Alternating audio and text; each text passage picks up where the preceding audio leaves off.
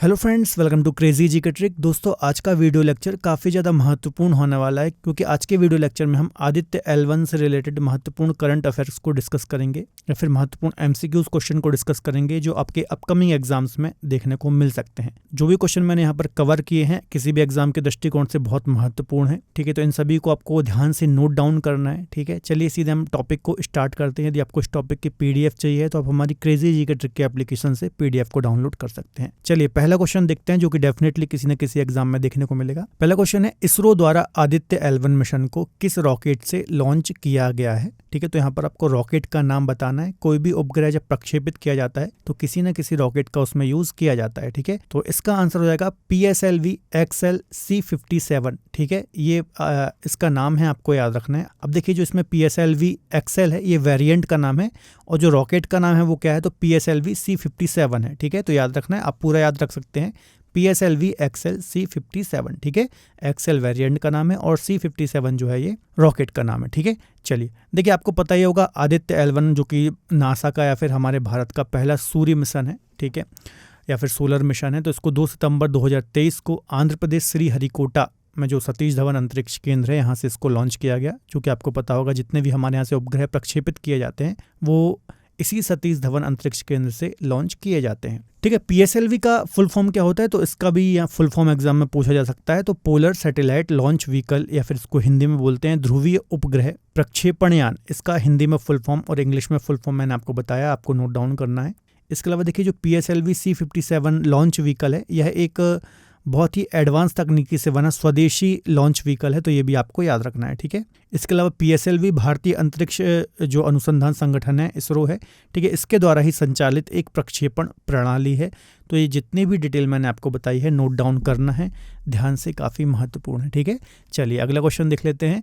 Aditya L1 mission का उद्देश्य क्या है, तो ये भी बहुत ही महत्वपूर्ण क्वेश्चन है। आपको जो ये पूरा मिशन है, सौर मिशन है, इसके उद्देश्य पता होना चाहिए कि जो आदित्य L1 प्रक्षेपित किया गया है आखिर इसके उद्देश्य क्या है। तो पहले हम इसका आंसर देख लेते हैं, फिर हम थोड़ा सा डिटेल भी डिस्कस करेंगे। देखिए, यहाँ पर 3 ऑप्शन दिए हुए हैं। पहला तो है सूर्य के वायुमंडल और कोरोना की संरचना और गतिशीलता को समझना, तो बिल्कुल राइट है पहला। ठीक है, दूसरा है सौर फ्लेयर्स और कोरोनल मास इंजेक्शन CMES की उत्पत्ति और विकास को समझना। ठीक है, ये भी बिल्कुल सही पॉइंट है। अब देखिए, ये क्या चीज़ है, सोलर फ्लेयर्स और कोरोनल मास इंजेक्शन। तो इसका मतलब क्या होता है, सूर्य में जो होने वाले शक्तिशाली विस्फोट होते हैं और जो ये पृथ्वी की ओर मूव होते हैं या फिर पृथ्वी की ओर जो आते हैं, तो इनकी उत्पत्ति कैसे होती है, इनका विकास कैसे होता है, इनकी गति कितनी होती है। तो ठीक है, तो इसके बारे में अध्ययन करेगा, तो उसको ही हम कोरोनल मास इंजेक्शन बोलते हैं। ठीक है, आपको मैंने साधारण भाषा में समझा दिया। इसके अलावा सौर गतिविधि और अंतरिक्ष मौसम के बीच संबंधों को समझना, तो ये भी बिल्कुल राइट पॉइंट है।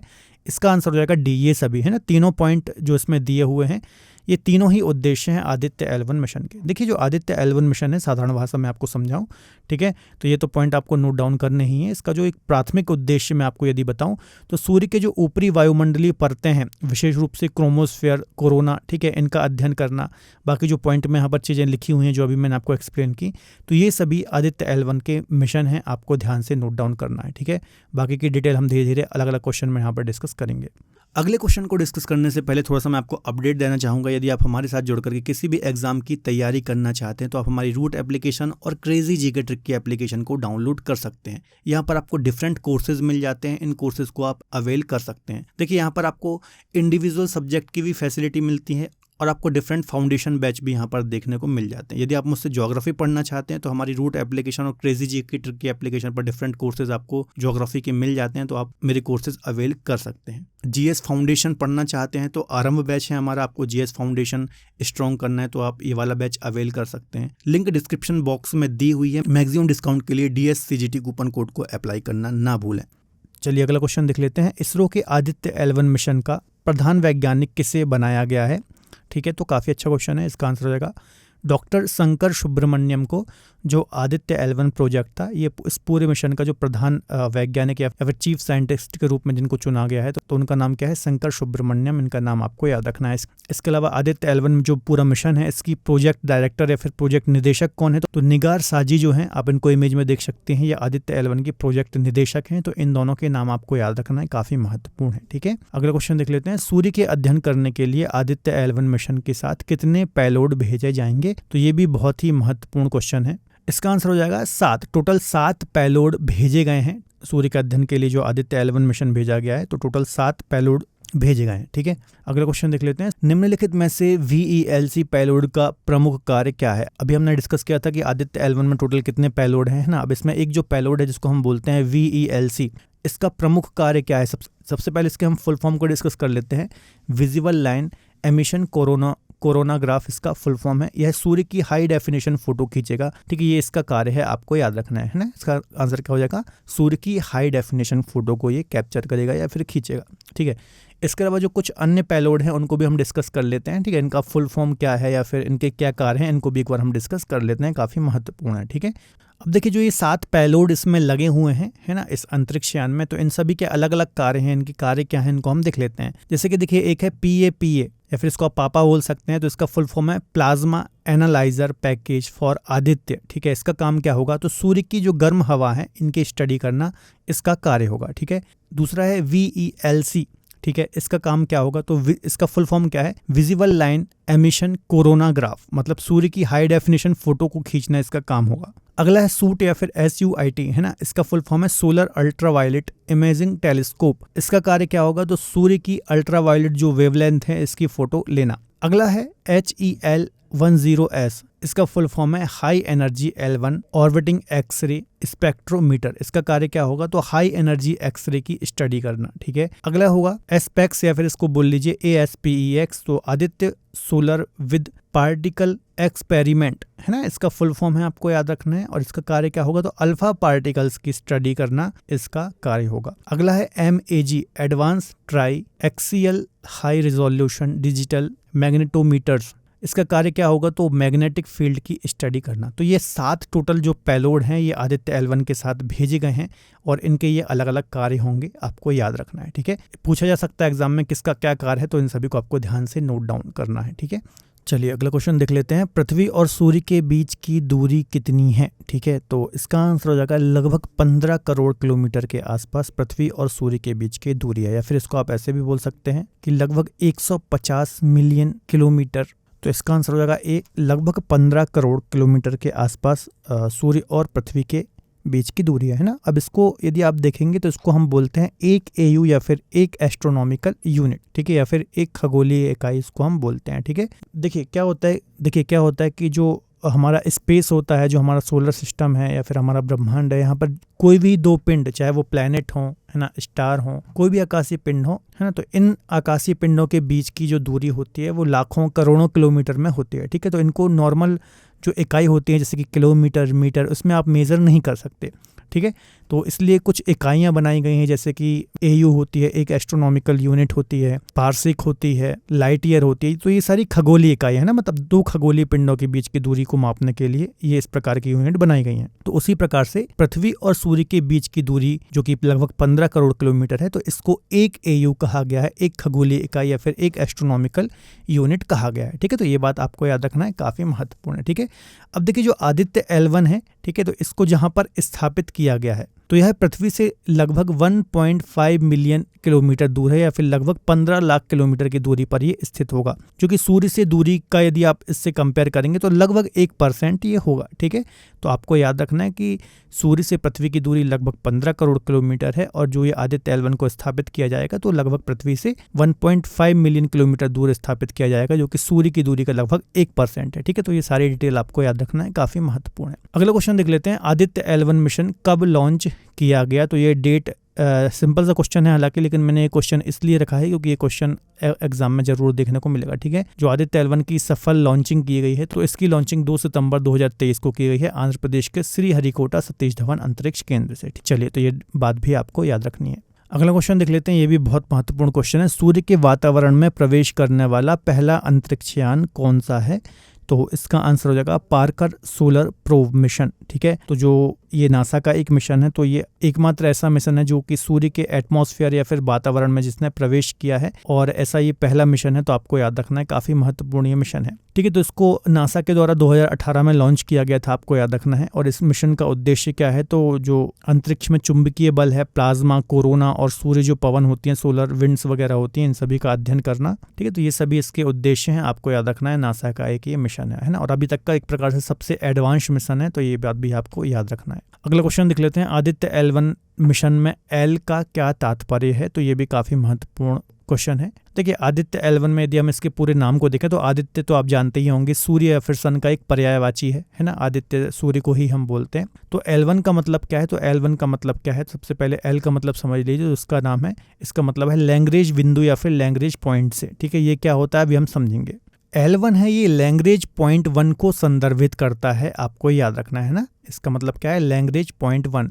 ठीक है, अब इसका मतलब क्या है, तो देखिए सूर्य और पृथ्वी के बीच में एक ऐसा पॉइंट जहां पर दोनों ही पिंडों के गुरुत्वाकर्षण बल कार्य नहीं करते, है ना, मतलब एक संतुलन की स्थिति में होते हैं, आपको याद रखना है। ठीक है, तो ऐसे ही पॉइंट को हम बोलते हैं लैंग्रेज पॉइंट, जैसा कि आप यहाँ इमेज में भी देख सकते हैं। तो इसी लैंग्रेज पॉइंट की जो कक्षा है, ऑर्बिट है, यहाँ पर ही आदित्य L1 को स्थापित किया जाएगा और इसी L1 पॉइंट के चारों ओर ये ऑर्बिट करेगा, तो आपको याद रखना है। ठीक है, अभी हम आगे और भी क्वेश्चन में यहाँ पर डिटेल में डिस्कस करेंगे। अभी आप इतना समझिए कि L1 का जो मतलब है लैंग्रेज पॉइंट 1 से है, आपको याद रखना है। ठीक है, अगला क्वेश्चन देख लेते हैं कि L1 बिंदु से पृथ्वी की दूरी कितनी है। तो अभी मैंने आपको डिस्कस कराया था 1.5 मिलियन किलोमीटर या फिर लगभग 15 लाख किलोमीटर के आसपास इनकी दूरी है, तो आपको याद रखना है। ठीक है, अभी मैंने आपको बताया था कि पृथ्वी से सूर्य की दूरी लगभग 15 करोड़ किलोमीटर है और इसका ये लगभग 1% है। ठीक है, तो याद रखना है, काफ़ी महत्वपूर्ण है।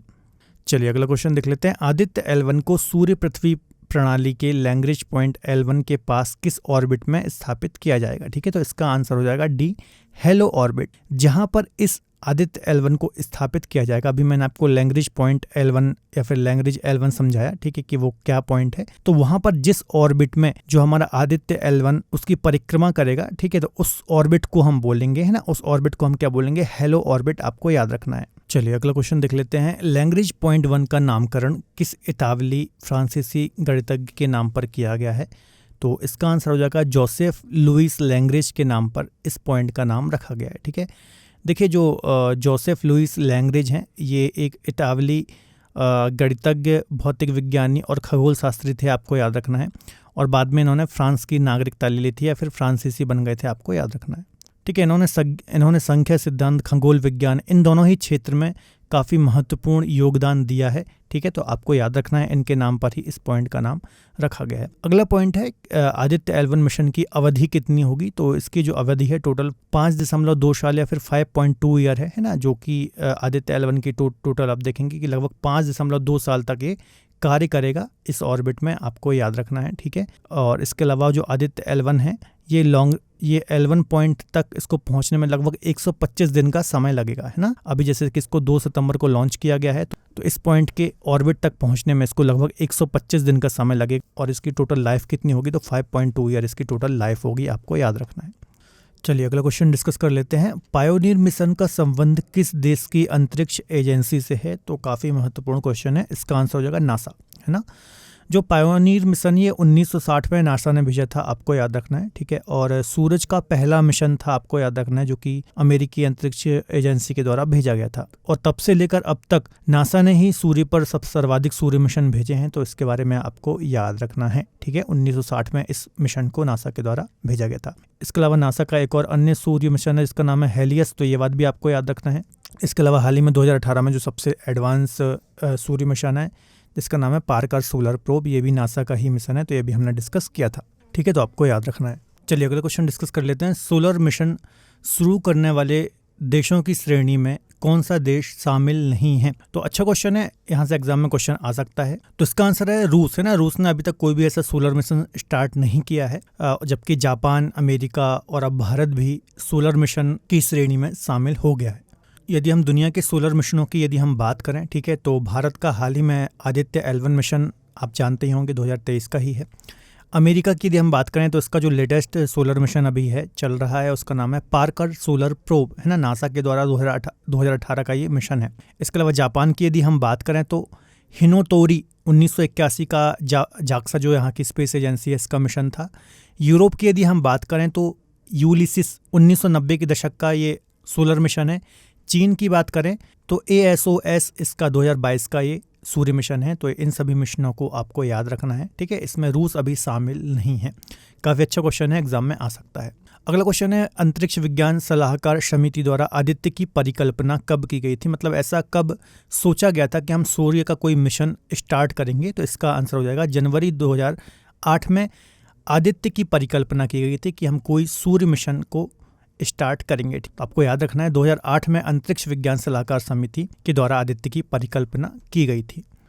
चलिए अगला क्वेश्चन डिस्कस कर लेते हैं। इसरो द्वारा लॉन्च किया गया आदित्य L1 मिशन का कुल भार कितना है या फिर इसका वेट कितना है टोटल, ठीक है। तो इसका आंसर हो जाएगा बी 1475 किलोग्राम आदित्य L1 का टोटल वेट है। तो इसको भी आपको याद रखना है, काफी महत्वपूर्ण क्वेश्चन है, अक्सर ऐसे क्वेश्चन एग्जाम में पूछ लिए जाते हैं, ठीक है। तो याद रखना 1475 किलोग्राम इसका आंसर हो जाएगा। अगला क्वेश्चन देख लेते हैं। इसरो द्वारा लॉन्च किया गया आदित्य L1 मिशन की कुल लागत कितनी है ना, इसमें कॉस्ट कितनी आई है आदित्य L1 मिशन में। तो 400 करोड़ रुपए कॉस्ट आई है इस मिशन की, आपको याद रखना है, ये भी काफी महत्वपूर्ण क्वेश्चन है, ठीक है। अभी हमने चंद्रयान मिशन के बारे में भी डिस्कस किया था कि उसमें भी कितना कम खर्चा आया था। यदि आप कंपेयर करें दूसरी स्पेस एजेंसी या फिर दूसरे देशों के पर्टिकुलर जो मिशंस हैं, है ना, तो उससे इसरो कोई भी प्रोजेक्ट यदि बनाता है या फिर कोई भी मिशन लॉन्च करता है तो उसमें काफी कम कॉस्टिंग आती है। यदि हम बात करें जो नासा का सूर्य मिशन था उसमें लगभग 12,300 करोड़ रुपए खर्च हुए थे, ठीक है। लेकिन जो हमारे इसरो है, ठीक है, इसने काफी कम प्राइस में, चाहे आप चंद्रयान की बात करें चाहे आप अभी आदित्य L1 की बात करें, तो काफ़ी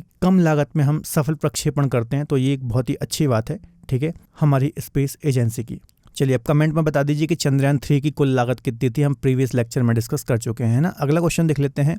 अगला क्वेश्चन डिस्कस कर लेते हैं, सूर्य के प्रकाश को पृथ्वी तक पहुंचने में कितना समय लगता है। तो ये एक नॉर्मल क्वेश्चन है ना, अक्सर आप लोग पढ़ते हैं, वनडे एग्जाम्स में पूछे जाने वाला क्वेश्चन है। तो सूर्य के प्रकाश को पृथ्वी तक पहुंचने में लगभग 8 मिनट 16 सेकंड का समय लगता है या फिर 16.6 सेकंड का समय लगता है।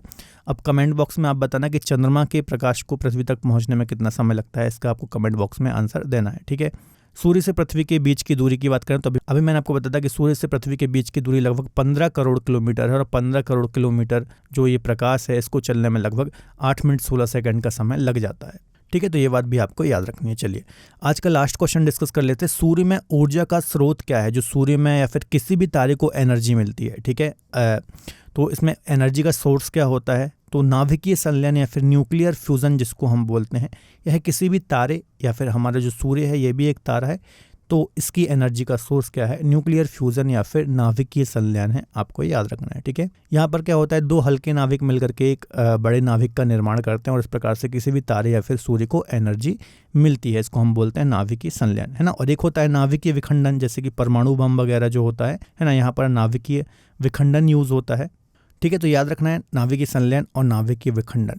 तो दोस्तों हमने यहाँ पर 20 महत्वपूर्ण क्वेश्चन डिस्कस किए हैं। ये बहुत ही महत्वपूर्ण क्वेश्चन है, डेफिनेटली यहाँ से आपको एग्जाम्स में क्वेश्चन देखने को मिलेंगे, तो आप इन क्वेश्चंस को ध्यान से नोट डाउन कर लीजिए। इसके अलावा चंद्रयान 3 के संबंध में भी हमारा एक सेपरेट लेक्चर आया था, ठीक है, तो उसको भी आप देख सकते हैं, ठीक है। यहाँ से कमिंग एग्जाम्स में बहुत ज़्यादा क्वेश्चन आने की संभावना है। तो फिलहाल आज के वीडियो लेक्चर में इतना ही। वीडियो लेक्चर आपको कैसा लगा कमेंट बॉक्स में ज़रूर बताइए।